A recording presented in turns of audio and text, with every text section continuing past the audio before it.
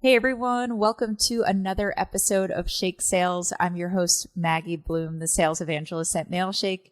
And today I'm super excited. We have Rosalyn Santa Elena joining us. She is the founder at the RevOps Collective and the host of the Revenue Engine podcast. But Rosalyn, thanks so much for being here today. Do you mind taking a few seconds to introduce yourself? Yeah, of course. So thank you for having me. I'm super happy to be here, excited to chat about my favorite topic, revenue operations. As you mentioned, I'm currently the founder at the RevOps Collective, as well as the host of a podcast called the Revenue Engine, which is really focused on founders, CEOs, and other C-level executive leaders, and really focused on their learnings, insights, and advice, right, for building a really robust and scalable revenue engine. So prior to kind of going out on my own, just a couple of months ago, I've been in, various go-to-market and revenue operations, leadership roles for the past 20 plus years now, spending time as, a team of one, building out a function at a really early startup versus a leader with, a team of 20 plus people. So kind of been in that space for quite some time. So happy to be here. Thanks for having me. Yeah, absolutely. And awesome that you've had all that experience too. Like you said, building things from the ground up and now, building your own, your own thing now and having your own podcast, like all super exciting things. And yeah, revenue operations, that's the topic we'll be talking about today. And I know it's been around for a while. Like you said, you've been in the space for a while now, but I feel like revenue operations, maybe the roles or people talking about it, feels like it's been on the rise just in the past few years. So what do you think is causing that? Yeah. I think, I think many people think, revenue operations is something new. And, I would definitely argue that probably the term itself is newer to folks. Because definitely we've been calling it kind of go-to-market ops or sales ops or field operations. But, I think operations has really existed, for as long as sales and marketing or really anything revenue has existed. Someone's been kind of supporting marketing efforts and supporting sales efforts and helping customers, from a, people, process, systems, technology, data, right? And insights and training, right? For the revenue team. And then for customers, I think about even in the hardware world, sort of pre-SaaS, right? We still had to sell boxes to customers and then we had to support that hardware and ship more of it. But I think in the past, operations was more of a back end, kind of a back office function, supporting strategy, supporting day-to-day operations, whether that's like, some of the more administrative things like getting a quote out, booking an order, updating the forecast, things that are a little bit more tactical. But there's definitely been this rise of just, I think, awareness that we need a more strategic and up-leveled operations function. I think we're seeing that rise primarily due to a couple things. One, I think, more complex selling motions, right? And routes to market, right? We're seeing not just SaaS, but like PLG and cloud-based marketplace selling and channel, more channel and partner complexities. And then now we have self-serve and we have all this like no touch. And, when you think about even the SaaS, kind of recurring business model, that's complex, right? Because now it's not just about net new logo acquisition, but I always say revenue is a team sport, right? Because now there's more people involved, there's more teams involved, really in that end-to-end funnel. So I think because now there's just more focus right on customer retention and customer expansion, which means we're spending more time on driving customer value, having a true partnership with our customers, and then, really proving out our value and our ROI by helping customers be successful. So with all those kind of more players involved, that means more complexity around your processes, around handoffs, rules of engagement, roles and responsibilities across the team. So I think it just makes the whole process to acquire revenue and to keep revenue is much more complicated. And of course, you layer on that the fact that we have data everywhere and the tech stack, technology has exploded. I think I read somewhere that the average, salesperson uses like 22 tools, and apps each day. I don't doubt it. Yeah. So it's just crazy. So I think that has all, fed into sort of this rise of revenue operations because we need folks to administer and manage all of that data, all of those technologies, and then just keep all of the team aligned across the sort of buyer journey and customer journey, if you will. Yeah. And I think one really important thing that you hit on that I hadn't even thought about before this conversation is like just the way that our selling has changed. And, even when I first started working in sales, which was maybe like 5 years ago, I didn't hear a lot of leaders. I know it was something important, but I didn't hear a ton of leaders talk about like churn and how do we solve for churn. And that's something that I feel like, even though it was something that we all thought about, it's something that I feel like a lot of teams are becoming very strategic at. And that's, not acquiring new business. That's literally, something that's going to be ongoing forever with your customers. And so the way that you put it of revenue operations is being that glue, because that's a super important part of it. But of course, obviously acquiring new businesses too. And so it's like, how are you going to work that all together? And of course, you need revenue operations to, make that teamwork there, or, just make everything flow smoothly.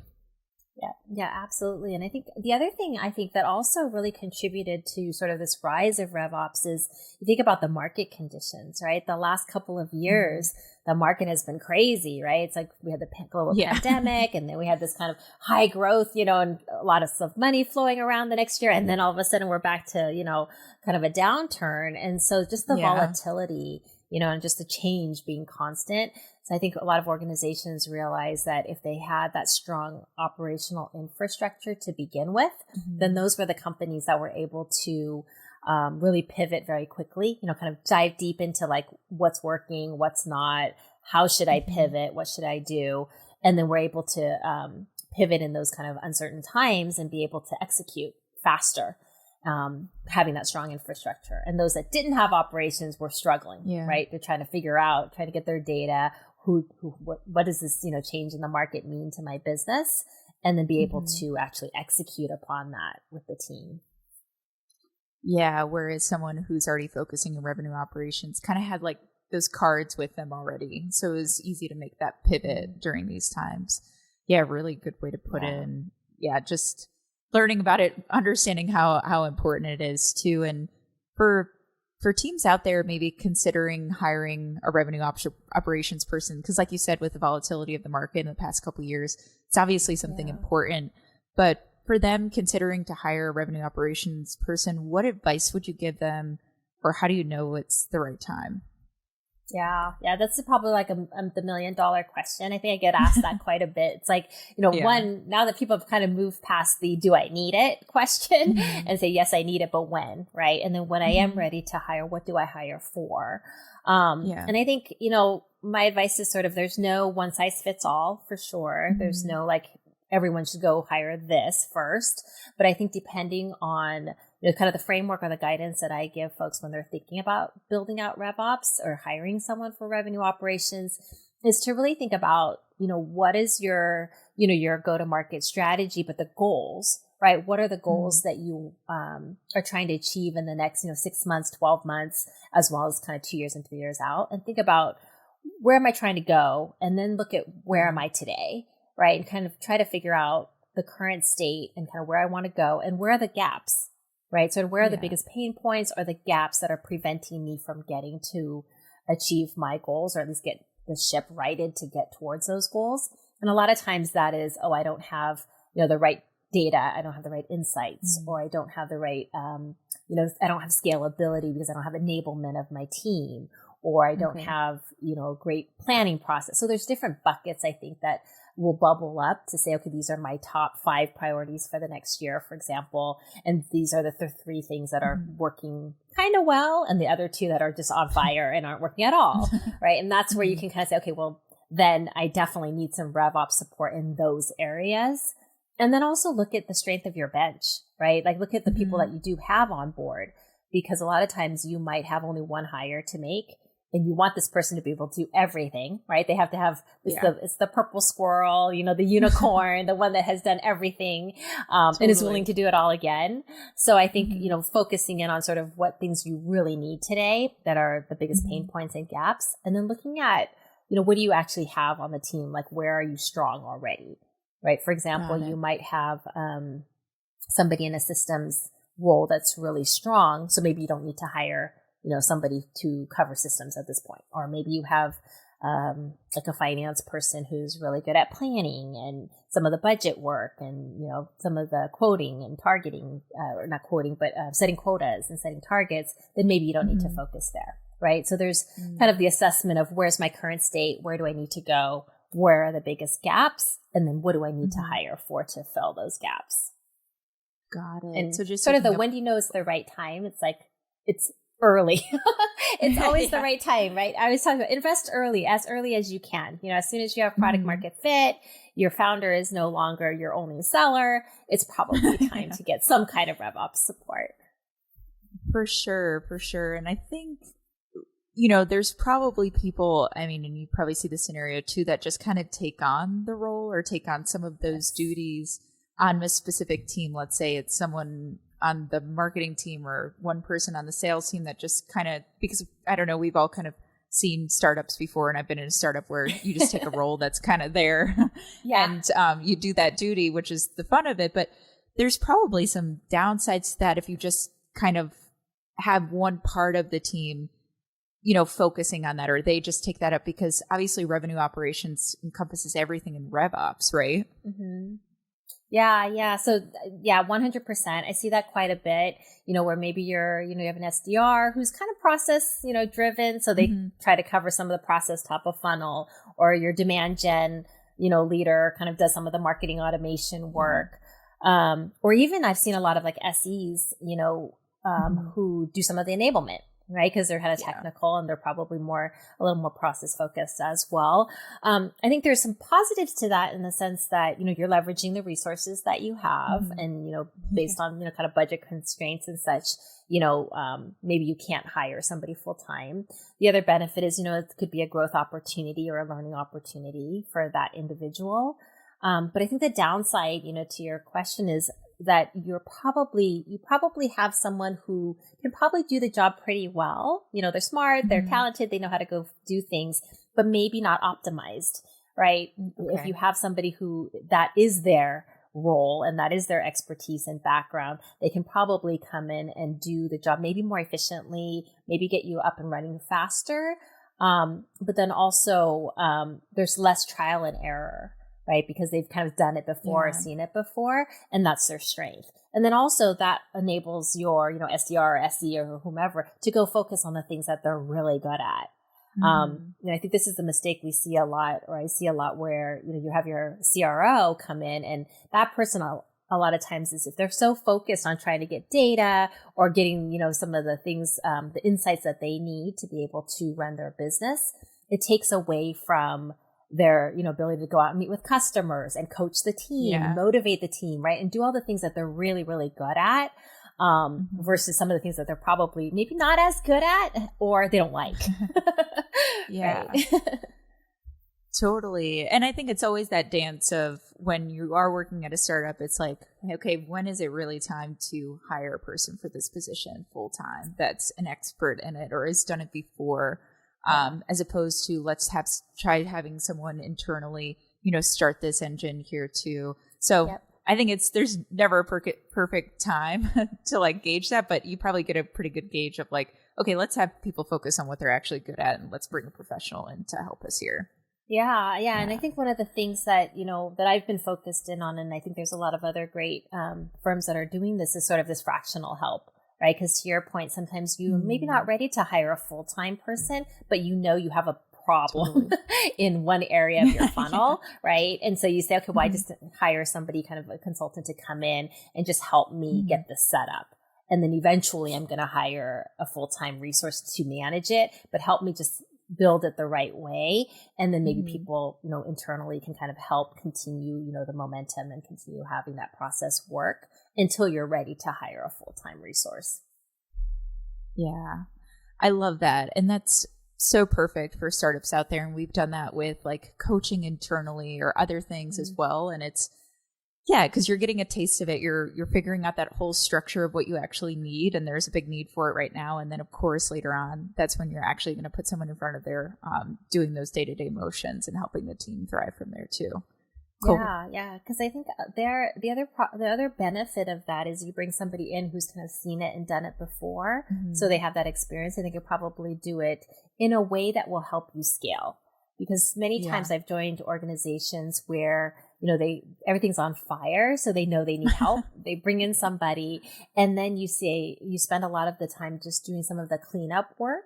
And not just cleanup, but rebuild, because things were built, in a way that was, made sense at the time. And it helped the business at that time, but maybe doesn't help you scale. So then there's a lot of wasted effort in terms of kind of tearing things down and rebuilding versus just building on top of and enhancing. Totally. Yeah, absolutely. It actually reminds me, before, I'm an accountant turned sales rep, which is always a weird path to kind of bring up. But I worked at like a fractional help accounting firm for nonprofits. And it was so funny the way that you mentioned it's like we would go to some nonprofits and everything was like on fire as far as like financial things. And and it was our job to kind of come in there, build on top of it. And then eventually they would hire someone in there to kind of run it from there. But we were more at the top level of things. And it's a super helpful way to do it. And they may not have the resources to hire on someone full on to do that. But just have that strategy in there, because we had done it so many times. So it was like we had all this kind of like all these cards of people that have done this before and certain things that they're good at too. So I love that option. Yeah. But sweet. And so I know I talked with you about this before, but one of my favorite things to do before people get on the podcast is kind of take a look at what they've talked about before and what they really like talking about. And one thing that really stuck with me that I've heard you say on LinkedIn and maybe some webinars is that revenue operations is viewed as a tactical function, but it really should be viewed as a strategic function. So can you just elaborate a little bit more on this? Yeah, happy to. So when I think about operations, I think there is a lot of tactical work, right? Sure, there's lots of things that we do to just run the day to day, right, and get things set up. But I think the real value of revenue operations is really that strategic aspect, right? Being that strategic differentiator to help organizations, guide them in terms of where they need to go. Maybe 5-6 years ago, I worked for someone who told me that, my job was to know the customer better than anyone else. Right. And I was an operational leader. I had a pretty large team there, but my role was really to guide the business. Somebody, had recently, somebody from Canada who's a big hockey fan, was telling me that, the way that he thinks about RevOps is RevOps tells you like how to skate to the puck, like skate where the puck is going. I think that's the same. I probably butchered it, but where the puck is going versus just skating to the puck. Right. So RevOps is kind of guiding you in terms of being that business partner, being a thought leader, and then helping you see around the blind spots and really what's to come, what's coming versus what's kind of already in front of you. Because I think everyone can see sort of what's already in front of you, but it's the competitive advantage and that strategic differentiator is to be able to really dive into the insights and understand where are we headed, and then come with recommendations on what we need to go do based upon that information. Because I think just the ability to have the right insights, really deeply understand your business, what's working, what's not. It's so incredibly important and really critical, especially with this type of market, to running your business. And I think the only way to do that effectively and efficiently is really to have a function like revenue operations, right? Somebody who is overseeing the end-to-end revenue process, top of funnel, all the way through to the, for a prospect becoming a customer, and then, beyond sort of that end-to-end customer journey, and take that really strategic kind of, holistic approach. I think you mentioned it earlier, but kind of stepping back and looking at it end-to-end and tying everything together. So I look at RevOps as really being that strategic partner to aligning and optimizing, the end-to-end funnel. And it's people, process, technology, but it's also data insights and then enablement also. Yeah. And just like going back to it too, it's so important, especially in a market like today, like with the amount of competitors of just anyone in the SaaS world, like you're bound to have a decent amount of competitors, even in the space that Mailshake is in. I mean, I don't know. I think it's like I think it's definitely past 50, but just knowing, knowing that the market is, pretty uncontrollable, And also, yeah, being able to see all those different parts of, the revenue engine as a whole, because I think a lot of the times, I mean, me just being a salesperson on our team, my main focus is, and my sales leader's main focus is the sales side of things, is new business, and even certain parts of it, outbound and inbound. And we're so in our worlds of that, where I think revenue operations is so important because, yeah, we can see what's in front of us. And I like that analogy that someone gave. It's like revenue operations can be almost that like predictor of, hey, this is what's to come, or this is how we're going to make it here. Instead of just kind of like going through our day to day and seeing what it's worked for us in the past. Yeah. Yeah, that's great. Yeah, I think that aligns with sort of that tactical versus strategic, right? Because the tactical can kind of tell you, like report the news, like what actually happened, right? We can run reports and, share some dashboards and things like that. But when they move from tactical and start to be more strategic, that's when you start to get those real insights of where we're going versus where we've been. Yeah, absolutely. Well, that's awesome. And it's so great learning about revenue operations from someone that, I mean, from someone that's such an expert, but also for me that I'm really, just like I said, it feels like it's something new that I've been hearing more about in the past couple of years, and I'm really learning more about it. And it's just so fascinating because I think we, from the revenue side of things and connecting all these different pieces, it's so important. It's really an important thing to focus on, whether you hire someone fractional, you have someone internally kind of just setting up the ropes for it, or you hire someone full time in revenue operations, to make sure that you have that clear picture for the future. Yeah, love that. Awesome. Well, thank you so much for talking with me today, Rosalyn. Before we finish up, where can people learn more about the RevOps Collective or learn more about you? Yeah, definitely. LinkedIn is the best place to go. I'm super active on there, but yeah, definitely follow me and reach out. Yeah, I do have a RevOps Collective page on LinkedIn as well, where you can actually book some time if you want to learn more about RevOps. I'm always happy again to get on my soapbox and talk about how how we can unleash the power of revenue operations. So definitely reach out anytime. Always happy to chat. Yeah, that's awesome. Well, yeah, definitely follow Rosalyn on LinkedIn, and she has some great webinars out there, and of course, listen to her podcast as well. But Rosalyn, thank you so much for being on Shake Sales, and thanks so much for everyone listening out there today. Awesome. Thank you for having me. Yeah. All right. Awesome.